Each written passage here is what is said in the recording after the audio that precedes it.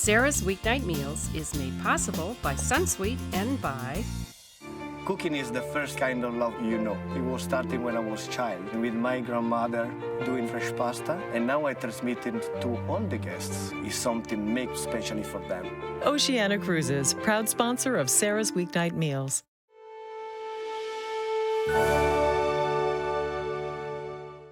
Zwilling, makers of Fresh and Save, the vacuum food storage system. One of the ways Zwilling has been helping cooks do it all in the kitchen for 290 years. The Zwilling family of cookware is proud to support Sara's Weeknight Meals. Cheers.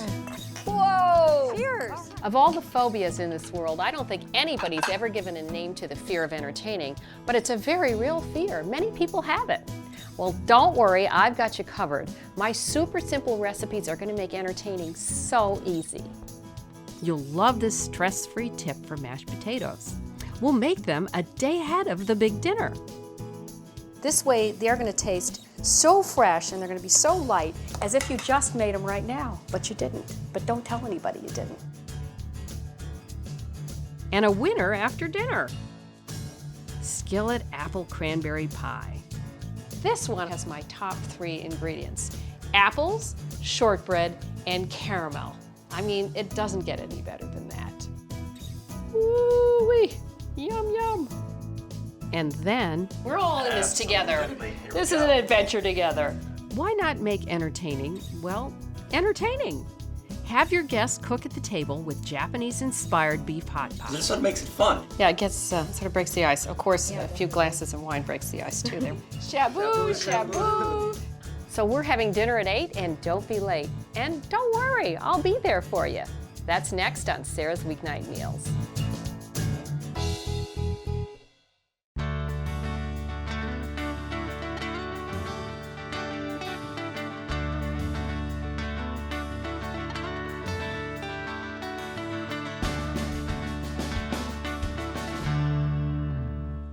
Hello, and welcome to Sara's Weeknight Meals. Today we're starting at the end. I love to finish a holiday meal with a showstopper dessert. And this one I'm about to make has my top 3 ingredients: apples, shortbread, and caramel. I mean, it doesn't get any better than that. So let's start with the apples. We have Honeycrisp, which is a very sweet apple, a Granny Smith, and a Pink Lady. All 3 of those will hold their shape when you cook them. In here I have 2.5 pounds of the 2 apples I'm using. Honeycrisp are sweet, Granny Smith are tart. They're a nice combo. I'm going to add to this bowl of apples a 1/4 cup of firmly packed dark brown sugar, a tablespoon of freshly squeezed lemon juice, a 1/4 teaspoon of table salt. You need salt in desserts to point up the flavors. I'm also going to add a 1/2 teaspoon of cinnamon. I'm going to add 2 tablespoons of unsalted butter to my skillet. I've been heating it over medium-high heat. And let me get them in. Now, you're going to be amazed. This is a lot of apples. You're going to be like, oh my goodness, how is this going to work? Well, they're going to cook down like crazy.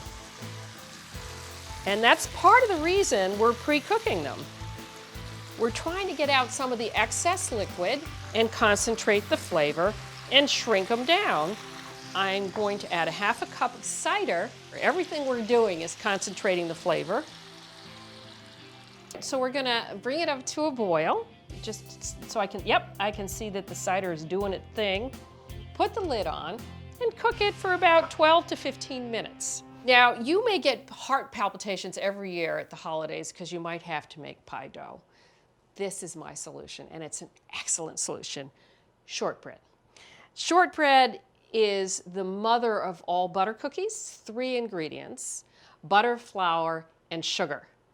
So let me come on over here, and I'm going to show you how to make the crust, easy peasy, in a food processor.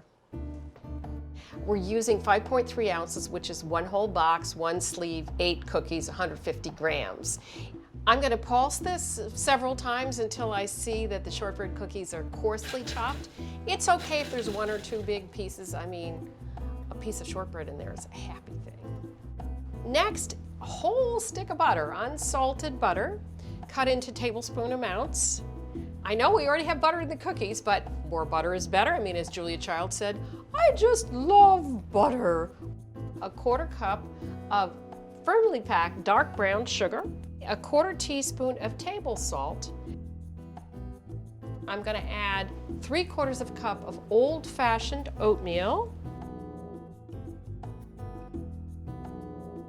Okay, now we pulse again until this is pretty nicely combined. And I'm just going to pulse for about 3 times because I want the oatmeal to keep its texture. I think this is looking really good, so I'm going to go over, take the cranberries over, and finish the apples. Oh, these apples look perfect. So I'm going to transfer them using this spider to strain out the liquid, put the apples back in the bowl that we had them in before, and then I'm going to crank up the heat and reduce the liquid left in the pan by half. I love dried cranberries. Dried cherries are fantastic too, but we're going to go with cranberries. And we're going to add 3/4 of a cup to the apples. And let me just say that at this point, hang on, we've got the apples cooked, we've got the cranberries in there. We're going to put the apples and cranberries back into the skillet. See how syrupy it is? We don't want to reduce it any further than this because we do want some liquid in our pie. All right, now for the topping. There's no way around this. You're going to get your hands dirty. We're going to sort of smush it around the top. And we have plenty of topping. It should cover every part of the apple so that whenever you take a bite, you get crispy top and wonderful tender apples, juicy apples underneath. I've already preheated the oven to 400 degrees. We're going to go pop it in. It only takes about 12 to 15 minutes.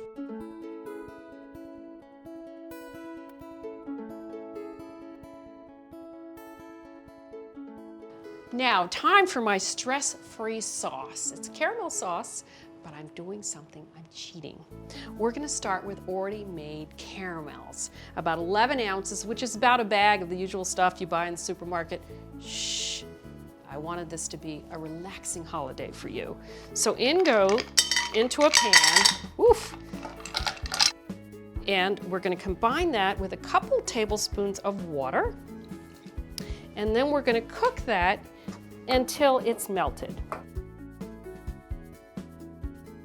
Now here's the really exciting news. You can make this ahead of time, and the apple filling and the apple topping.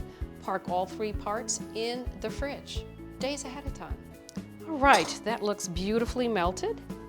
So now I'm going to add 1/3 of a cup of half and half. It's going to bubble up like crazy, so do this very carefully.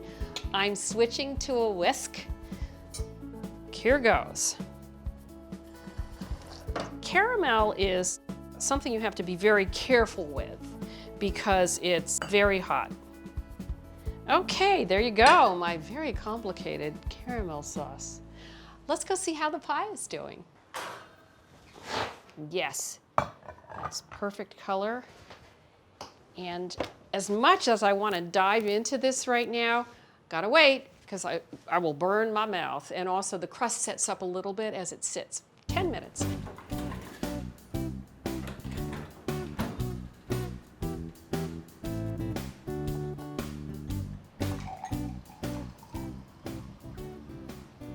Okay, I think the fun moment has arrived. It's time to serve the pie. See how nicely the crust's set up? There are yummy juices underneath. And now a little ice cream. We're using vanilla ice cream. And finally is our caramel sauce. Wow. Woo-wee, yum, yum. Now, this is perfect for a celebration. My Skillet Apple Cranberry Pie with shortbread crust and a caramel drizzle.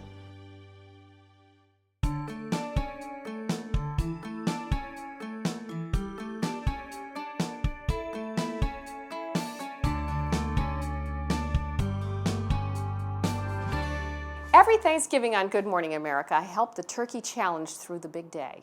And over the years, I've realized a lot of people make a lot of mistakes that are easy to avoid, starting with the mashed potatoes.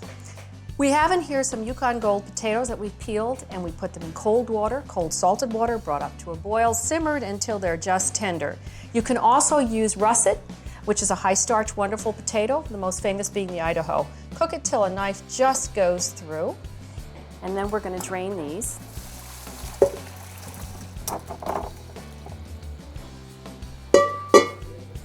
So just put them back here, shake them around, get off any excess liquid.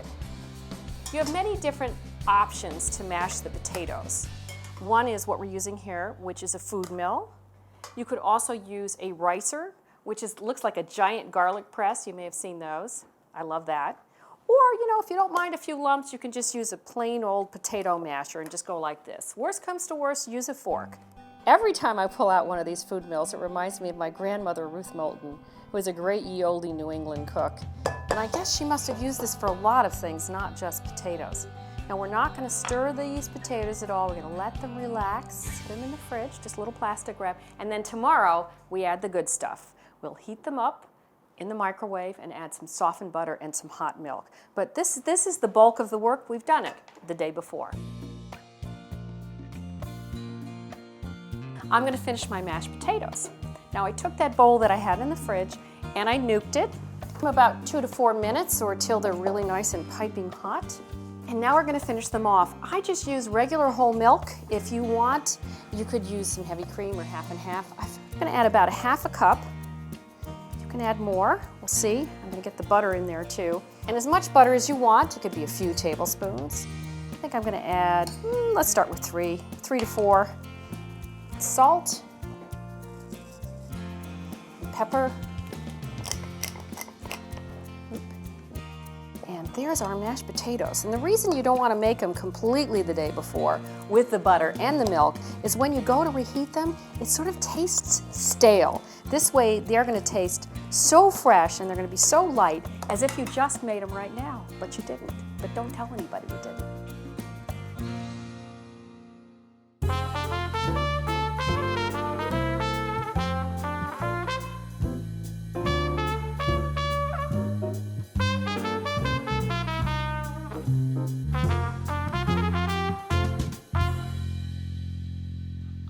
Making a fancy dinner party tonight, and for my dinner party I'm making Japanese beef fondue. It's loosely based, I need my second chicken broth. It's loosely based on the Japanese dish called shabu shabu. Isn't that a funny name? But when I say loosely, I mean loosely. What the original recipe is common to many Southeast Asian countries. It is like a hot pot where you cook many vegetables and meats in a big pot of broth. And what's wonderful about it, I'm going to get my broth in here. This is chicken broth. I need about 7 cups. What's great about it is as you cook everything in there, the broth picks up the flavor from all the vegetables and the meat. I don't normally like poaching my meat, which is what we're going to do here, our beef. But in this case, because the broth is so flavorful, it's just superb. And it's got this really comforting taste and aroma. So there's my broth, and all the better if you have homemade beef broth or homemade chicken broth. I'm using chicken broth today. It just has better body from being made homemade. It's got gelatin in it. So now I'm going to add some flavorings. We're going to start by flavoring the broth. So we start with 8 scallions, and this is just going to go in just for 20 minutes just to give it a sort of an Asian taste. And we're using all of the scallions.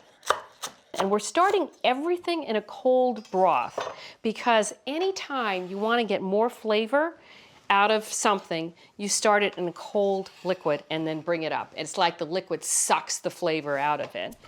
Okay. And then I'm just going to smash 4 garlic cloves and peel them. And they go in there. It really doesn't matter exactly how much. It's sort of what you're in the mood for. And then a 3-inch piece of ginger, and you don't need to peel it because we're just going to remove it anyway as long as it's been washed, which is fine. Bring that up to a boil and then simmer it for 20 minutes. Now while that's simmering, I'm going to get all of my vegetables together. So we're going to start with some Napa cabbage, and I like Napa just because it's very refreshing. I'm just going to chop it a little bit. And you do this all ahead of time. So when your guests arrive, you're ready to go. And it's somewhat exotic and it's sort of fun. When I was growing up, we regularly had, okay, fondue means melted. It's a French word. And generally, you know, when you think of fondue, you think of cheese fondue, you know, melted cheese in a pan. I think I've got enough here. I'm going to set the rest of this aside. Melted cheese in a pan, but we used to make fondue in a fondue pot. Remember those? We're going to dust it off for tonight. And we did beef. But we didn't do beef in a broth. We did beef in boiling oil. Can you imagine? It was in the middle of the table, and we'd put in chunks of filet mignon, and then we would make 4 different sauces, like a béarnaise and a tomato sauce and a spicy olive sauce. And it was fantastic. But what's fun about it is everybody sort of gets to make their own little plate of food. Okay, there's our cabbage. Let me now do my carrots. We need 4 carrots, and you just very thinly slice them. I already did 2, I'm doing 2 more. Now you're gonna look at all these vegetables and say, wow, you got a lot of colors going on there. You know, when you read about what kind of things you should be eating, they always say the best way to eat is to eat the colors of the rainbow, because each one of those colors provides some sort of nutrition. I just sliced some shiitakes. Shiitakes have such great depth of flavor. Any mushrooms would do in here, but I just picked shiitakes because they happen to be at the top of my list, but cremini are good. So cremini, white mushrooms, portobellos, and then here I have some blanched sugar snap peas.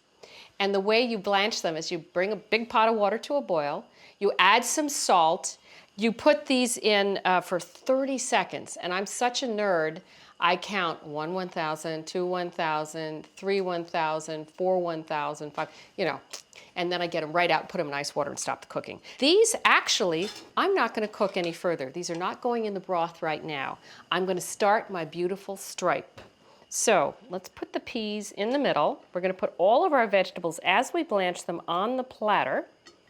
And I bet you my broth is done down there. I bet you it's simmered for 20 minutes, looks good. Okay, at this point, I'm gonna take out the aromatics because they've done their job. Thank you, scallions. Thank you, ginger. Thank you, all of you. And then I'm gonna slowly cook each of the well, not slowly, quickly cook. The Napa cabbage will only take a minute. Yeah, I'm gonna leave these scallions in here. Why not? Okay, I'm gonna turn it back up to a boil, high boil, because we wanna get these things done quickly. So in's gonna go, that wasn't proper English. I'm going to put the cabbage in.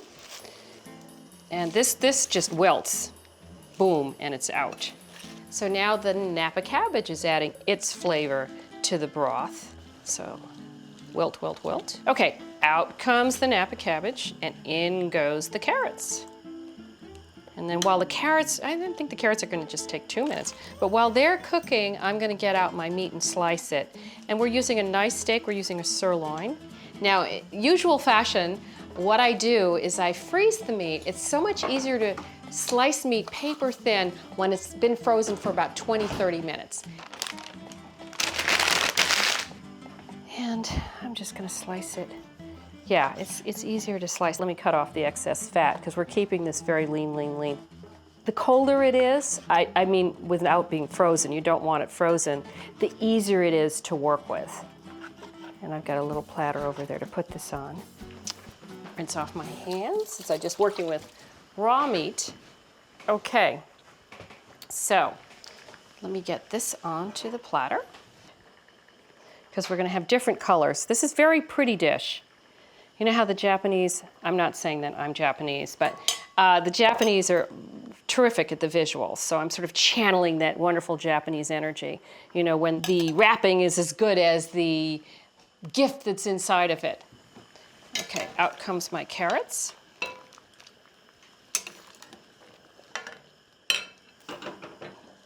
Can you see that the broth is changing color?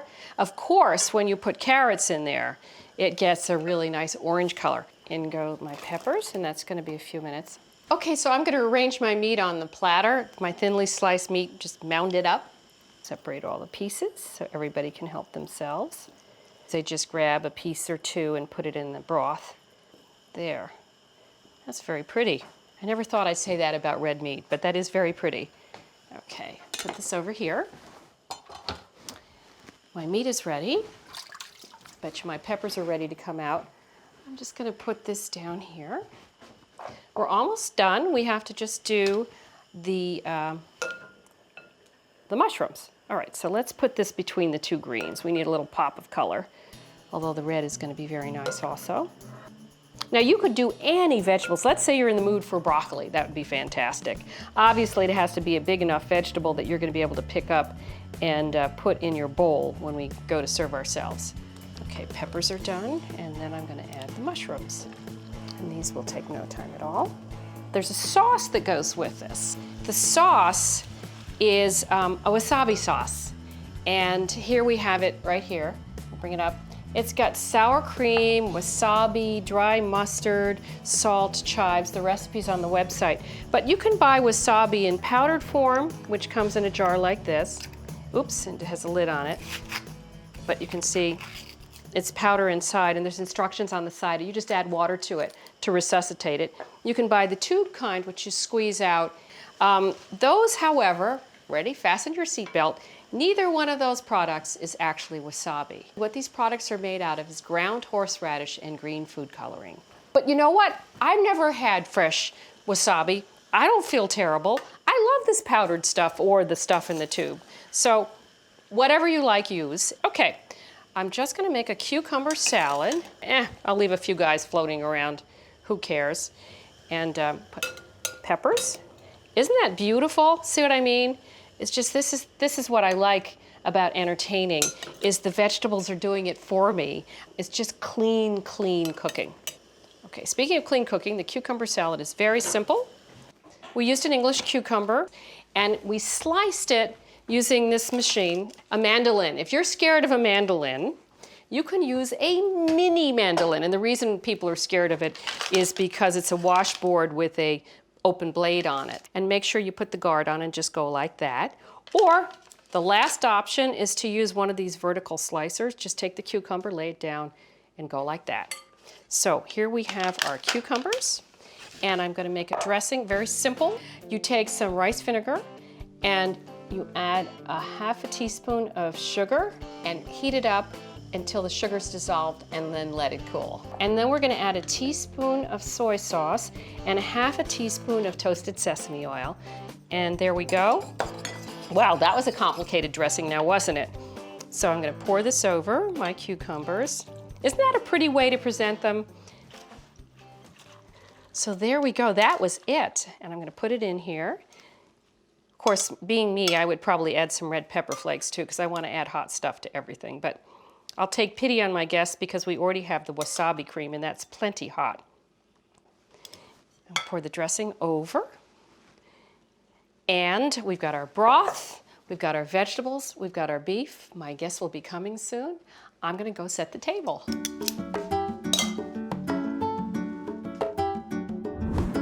What a great time, Sarah. Okay, thank you all for joining me on this adventure. We're having Japanese beef fondue. So here's how it goes. Vincent, will you put some meat in the pot? We're gonna cook the meat. And then, Doug, will you start pouring the sake? We're all in this together. This is an adventure together. Thank you. And we're gonna let that meat simmer for a few minutes in there.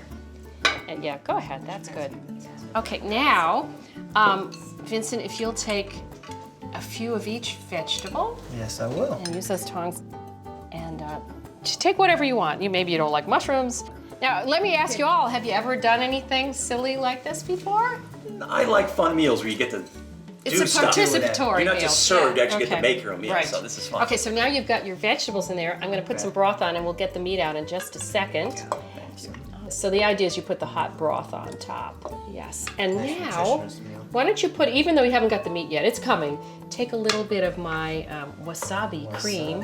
All right. Doug, you're very There you good go. with that. You look like you've done it a lot. I'm hungry.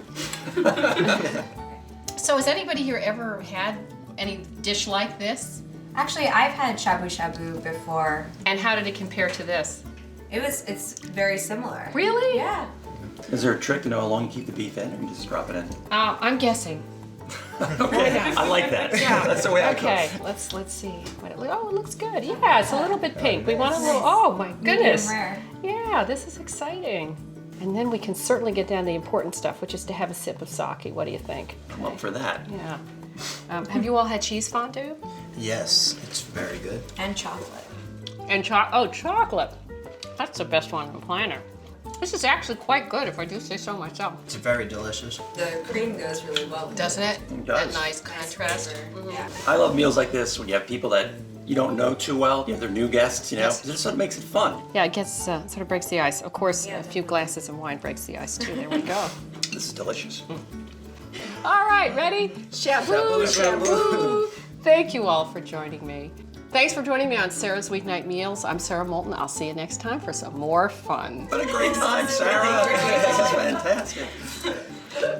Yeah, This is actually really good. I love it. It's actually really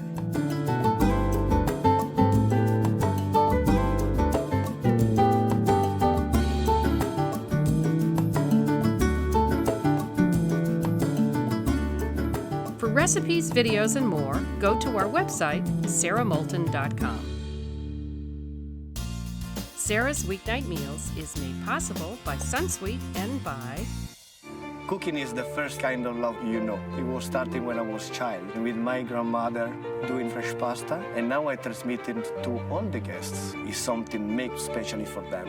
Oceana Cruises, proud sponsor of Sarah's Weeknight Meals.